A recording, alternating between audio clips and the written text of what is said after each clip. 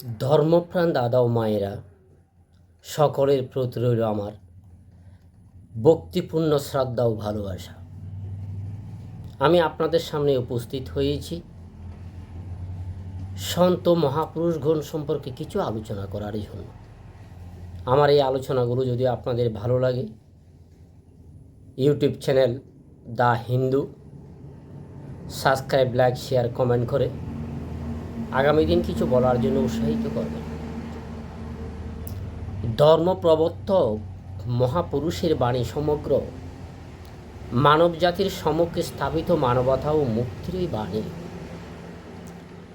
একজন মহাপুরুষকে আমরা ধর্মের প্রবক্তা রূপেই বেশি চিন্তা করি। তিনি যে জাতীয়তারও সংগঠক সেই দিকটা কমই ভাবি। ভগবানের নাম আমরা অহরহ শুনি, কিন্তু নামের মাধ্যমে যে মানবপ্রেম শিক্ষা দেওয়া হয় সেটা ভুলে যাই।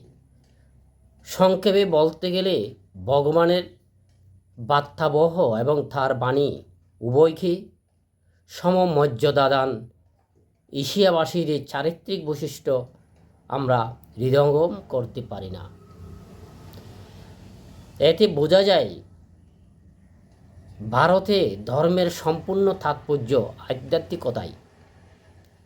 ধর্মকে কখনো আধ্যাত্মিকতার পরিপূরক হিসাবে উপস্থাপিত করা হয়নি। স্বয়ং প্রকাশ আধ্যাত্মিকতা নিজেকে নানানভাবে অভিব্যক্ত করে এবং ধর্মপ্রচার সেই অভিব্যক্তির অন্যতম।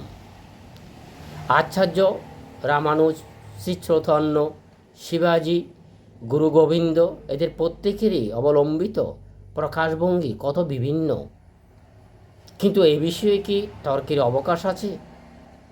যে একই আধ্যাত্মিক ভাবনা বিভিন্ন ধর্মের পশ্চাতে রয়েছে। শঙ্করাচার্য যেন এক অধ্যাত্ম বার্তরঙ্গের উৎস, যা সমগ্র দেশকে প্লাবিত করে ঘনীভূত হয়েছিল।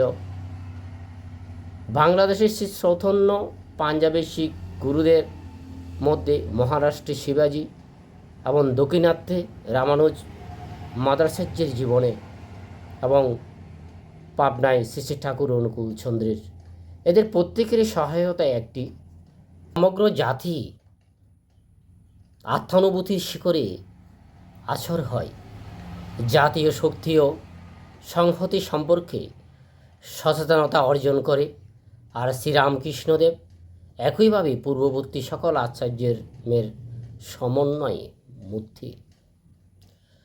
সেজন্য দেখা যায় হিন্দু ও মুসলমানগণের মতভেদ যতটা শুদ্ধিকরণ এবং গ্রাহস্থ ধর্মের খুঁটিনাটি নিয়ম নিয়ে, ততটা ধর্ম বা মতবাদ নিয়ে নয়।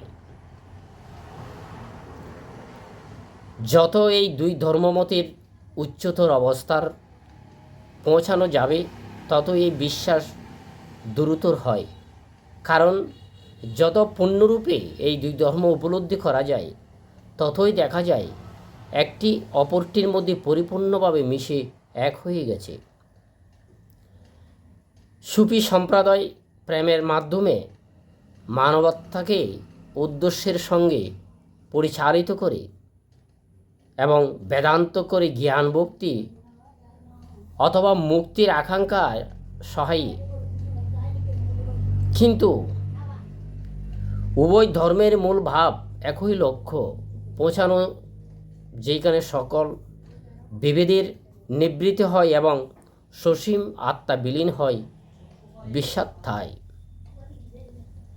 পুরাণের কাহিনীতে আছে, বহু যুগে পূর্বে ভারতের সিংহাসন রামচন্দ্র নামে এক রাজা সমাসীন হন।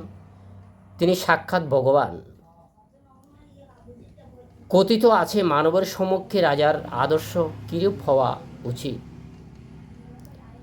তা দেখানোর জন্য স্বয়ং শ্রী বিষ্ণু রামচন্দ্র রূপে দেহ ধারণ করেন এবং অনন্তকাল যিনি শ্রী বিষ্ণুর বক্ষ বিলাসিনী সেই লক্ষ্মী দেবী স্বয়ং রামচন্দ্রের পত্নী সীতা দেবীর রূপ পরিহার করেন।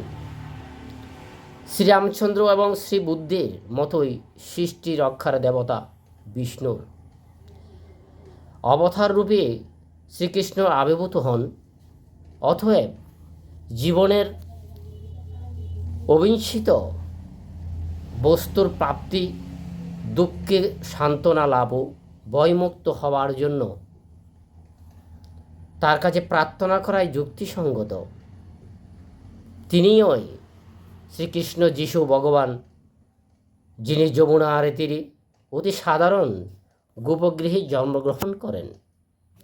সকলের আদরের গোপাল, জ্ঞানী পরামর্শদাতা, সাক্ষাৎ ভগবান, সুকোমল প্রেমিক, মানবতার উদ্ধারকর্তা, এমনকি আমাদের জানা আরও কত নামে তিনি সুপরিচিত। এই শিশু কৃষ্ণের প্রতিকৃতিকেই ভারতীয় মাতা ঠিক যিশুর মতো পূজা করেন। গোচারণে যান বলে তাকে গোপাল বলে ডাকেন।